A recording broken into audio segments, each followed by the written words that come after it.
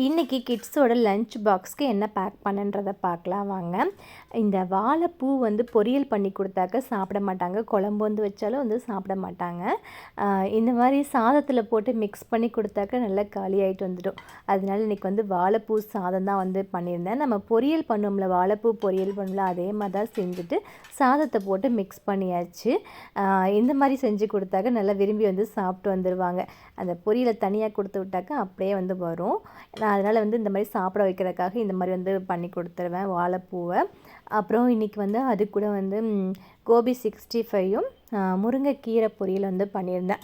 இந்த சாப்பாட்டுக்கு இந்த காய் தான் காம்பினேஷன் வந்து இருக்கும்னு சொல்லலாம் நான் கொடுக்க மாட்டேன். டெய்லி ஏதாவது ஒரு 2 காய் வந்து கொடுத்தோணுன்றக்காக பிள்ளைங்களுக்கு ஏதாவது வந்து 2 காய் வந்து கொடுத்து விட்றேன் இருக்கிறத, வீட்டில் இருக்கிறத.